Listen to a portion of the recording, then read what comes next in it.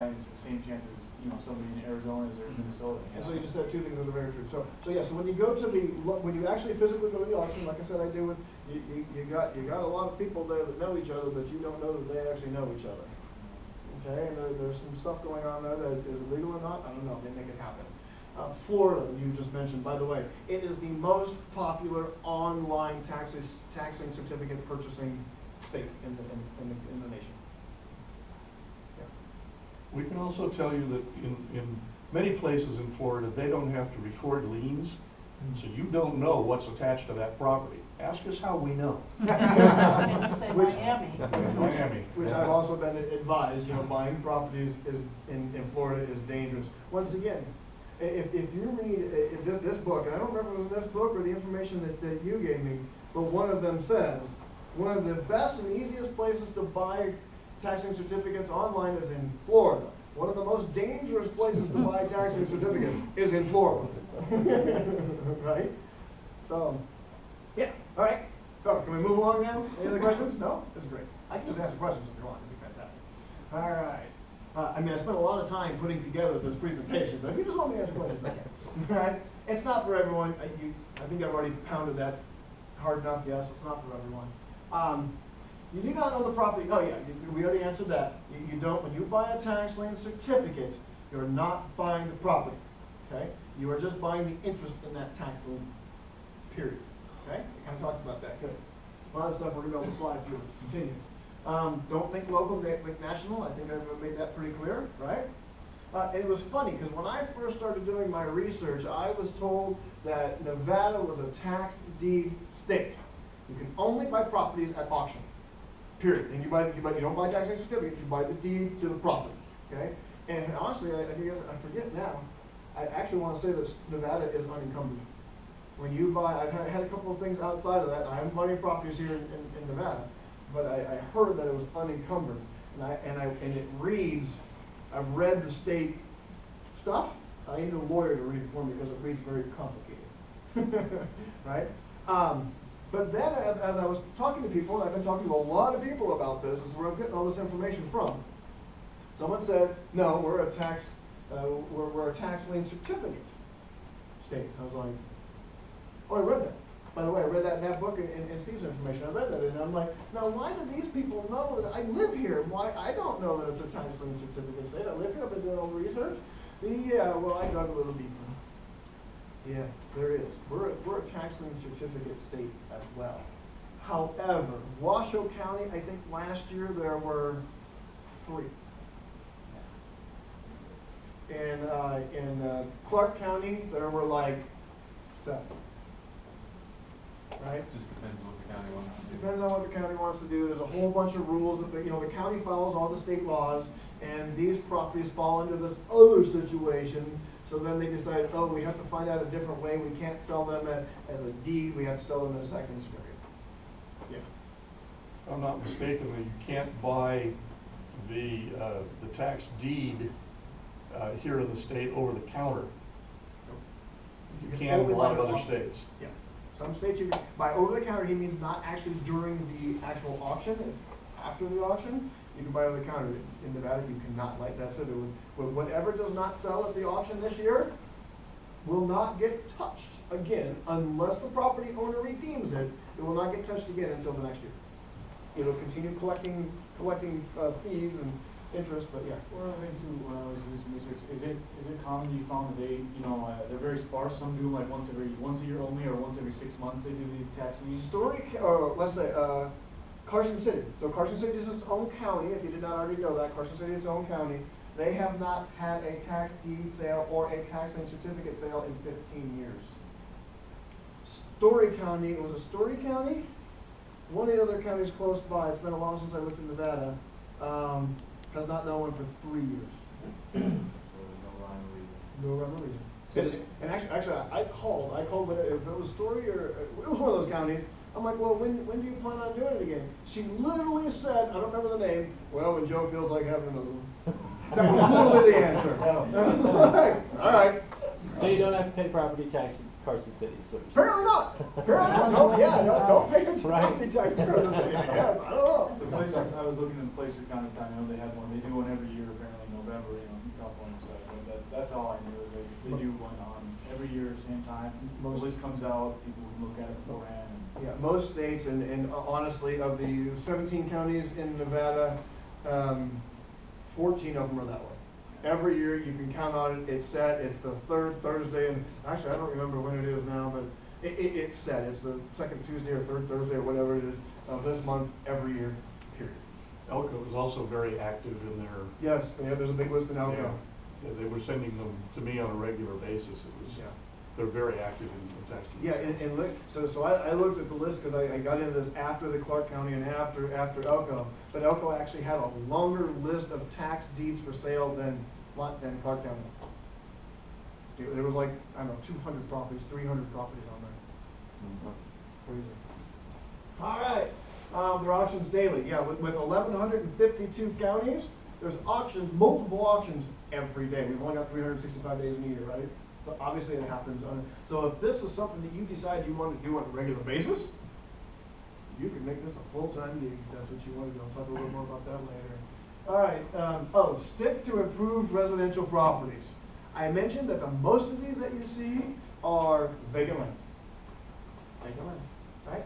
But there's also in there, well, there's stick built, which is what we want to stick with, the improved residential properties. Beware of improvements, because if you go online and take a look at it, and you go to the county records or whatever that says it's got this, you might want to pay somebody, whether it be another real estate agent or a, what they call them, a, Jesus, traveling road notary.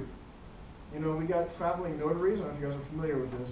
You can pay the notary to do a lot of different things. Depends on the notary. Not all of them are going to do it. Most of them, as you real estate agents know, if you're doing a deal out of town, you can call up a mobile notary, and they will go to that person that you need to sign the documents. That's a new branch of Uber. Okay, but a lot of those notaries will do other things for you as well.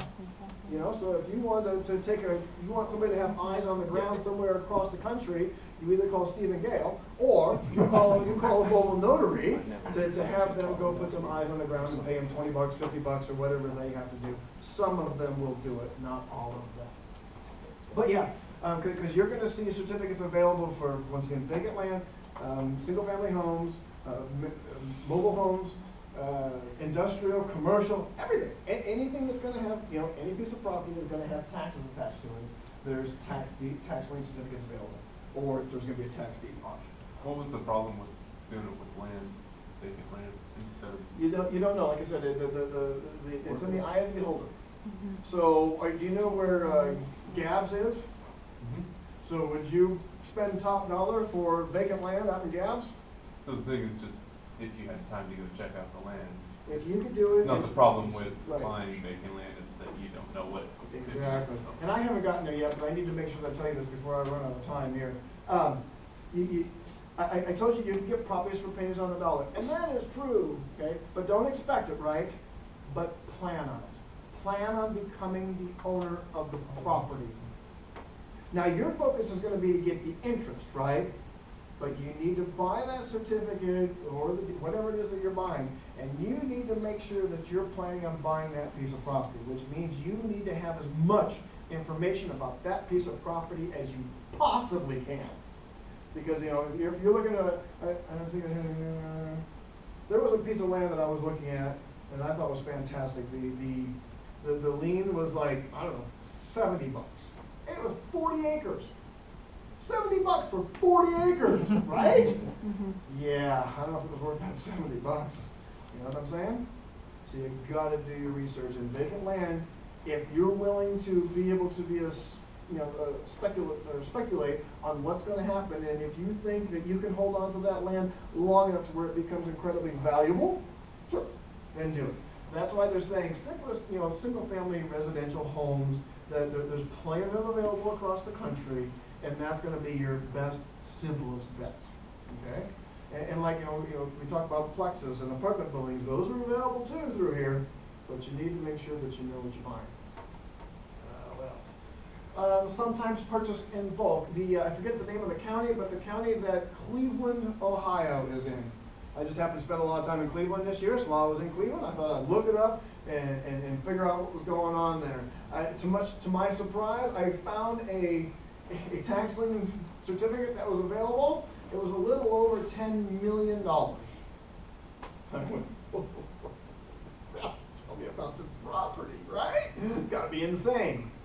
It was actually an accumulation of, I forget the exact number off the top of my head, 15,000 properties bundled together, and that's how their county sells tax lien certificates in bundle.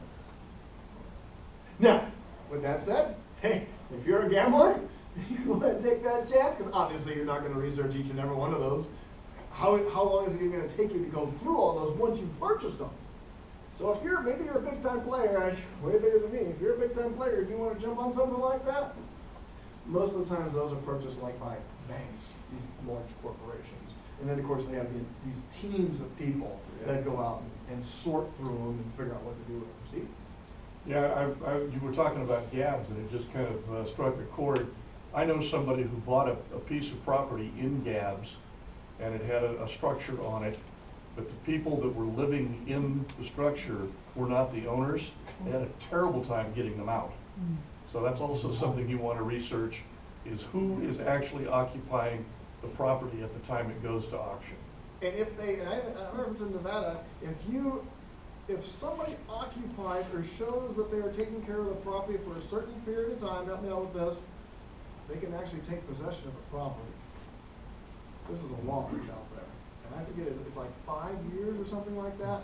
This is actually a law that's on the books. But I do believe you have to something pay the like- taxes. I don't even think you have to pay the taxes. If they're showing, they take, Might change. I know, right? I don't know, but anyways, so yeah, so you gotta, once again, did I mention you gotta do some research? You really gotta do some research. Yeah, thorough research. Yes, there it is right there. Right? I knew it was in there somewhere. All right, we're gonna move along here. Advantages of purchasing tax lien certificates. There's a list of them, but these are short. Guaranteed by the government, number one. Regardless of the interest rate, it's guaranteed by the government. Whatever interest rate satisfies you and you're willing to accept, guaranteed by the government. Great interest depending upon which state you go to. You can do this from home. You really can. And when I talk about doing research, majority of your research can be done online. And then should you get to the point and you're looking at a property across the country, you can either get a mobile notary, or maybe you have a real estate friend on the other side of the country, or maybe you want to make a real estate friend on the other side of the country. You can even go to Craigslist and put out an ad and say, I'm willing to pay $100 to someone who's willing to go take pictures of this property and get, or maybe it's $50 or $20, whatever it is for you. Take pictures of these properties and send that to me. Google Earth can also be your friend. Google, the timing is the problem with having. There are some live So feeds. if you can do the live feeds, that would be fantastic. So once again, this is a work from home business should you choose to make it that way. Something else I didn't put in here is, does anybody like to travel? Like to travel? Yeah. Imagine this. So you buy a piece of property in Hawaii, let's just say, a tax lien certificate. You gotta go check out your investment, don't you? Wouldn't that be a tax write-off? Although now No IRS people in the room, right? Yeah, so anyway, so should you choose to go down, consult your CPA. Yes? I talked to mine this morning. So consult your CPA to make sure that you're doing things properly. Thank you. If redeemed, once we talked about this, if redeemed, the property owner pays the treasurer sends you a check. You don't have to talk to the people. Thank goodness. I know you all like going out and talking to these owners, right? But in this case, you don't have to. And you can end up with the property, right? How fantastic is that? So you have your own little business from home, and you're making all this interest, and you end up with a piece of property. How fantastic is that? Okay, but here's the disadvantage of purchasing tax certificates. Redemption time unknown, as we talked about. Let's just say it's a 5-year state that they have the ability to redeem it. They can redeem it that month after you bought the tax lien certificate, or it might be 5 years and they might do it that last month before you take possession of the property. You still control it that whole time, right? You control that certificate. Oh, but even once you like redeem it, you get it back. That's it. They're done. You can't get it back after that. They redeem it. The owner redeems the property. So right. But once like the time limit expires or Yes. whatever, you get the property. Yes. They at that point cannot come back and get it. Kind of. Right. Depends on the state. Right. Depends on- Sometimes they still have a redemption period, Sometimes they even still- though you have the deed, right? Exactly. But you control it during that time. Right. So you Right. could rent it or do something And with like, it. like Gail said, most of the time, you can't get any insurance on that property, right? Title insurance. Title insurance. So you yeah. can't sell it For 3 years. or sell it easily. So it depends on what you're doing. Of course, if you buy a $100,000 piece of property for $500, do you think you could sell it to a local investor for $1,000? Right? So you just gotta figure out what your strategy is. But yeah, so sometimes even when that redemption period is over, you take possession of the property, depending upon the state that you're in, there's still a period of time that owner can come back. And it's not gonna be as easy now that it's out of the redemption period, but there is potential. If you take over the property, do you get interest and all that stuff, or is that just a purchase? They don't No, pay it either You get redeems, one or you the get all other. your money back, or you get the property. Okay. Yeah, it's either or. All right, so redemption time unknown. Your money is not liquid, as I mentioned. When you put your money in here, it's in there. Depending upon when it gets redeemed or when the process is over, and even further than that, of course, now you know that you could discount the tax lien certificate that you purchased. Okay, so you purchased it for however much, you've had it for however long time. Let's say it's worth $5,000. You need $3,000. You sell it to another investor for $3,000. They have a piece of paper with $5,000. Right? So that would be your option. So that's one of the challenges, that your money is not liquid. I don't know if we get to that slide or not, but have you all heard you're supposed to save 10% of your income? Save 10% of your income, right? And do you want to put it in a savings account, or do you want to get 16% of your money? Right? So that's what I would suggest for that. Not a CPA, not your money manager, just a suggestion. But you have to be prepared to pay the additional years, right? Say it's gonna go 5 years. Yes. You have to be prepared to pay. Yes, and that's when you get research. You've got to know, and after you buy I guess I didn't stress that. After you buy the tax lien certificate, you've got to stay on top of it. You've got to know what's going on with that piece of property. You've got to make sure you stay in control of that property and nothing happens with that property. I would even make sure you do physical visits or have somebody look at it on a regular basis, because it could potentially be yours. Could you, once you own the certificate, then approach the property owner and try to buy it from him and say, listen, I'll make this all go away? You could. Yes, you could. All right. Yeah, and then the other disadvantage, you could end up with the property that you go along. Right? Tremendous research. A bit of a disadvantage. I don't know how much time you have available. Obviously, I've been spending a lot of time researching the research to prepare to share this information with you. And honestly, I've been looking at buying, so I have a budget of $750, and I'm looking to buy a tax lien certificate right now. I've been working on it for probably, I guess that money came in about 3 weeks ago. I haven't been spending a lot of time because I don't know what's going on, but I haven't been able to find an opportunity. I've been finding a tremendous amount of tax lien certificates. I didn't get there yet, but I've seen that group of 9,000. They ranged anywhere from $60 to $170,000. So you can pretty much anybody can invest in something like that, right? Depending on what you want to do. Do you buy a lot in Arizona? Is that why you're I haven't targeting that bought any. area? That's what I was getting to. I haven't actually made a purchase yet. You never. Not yet. Nope. Not yet. I'm still working on it right now, and hopefully in the next week or so. But I've been because I was under the assumption once again that I was just going to go in there and I was going to quickly buy myself a tax lien certificate. And I was going to be good to go. And I was going to tell you guys a success story and say, yep, collect the interest right now.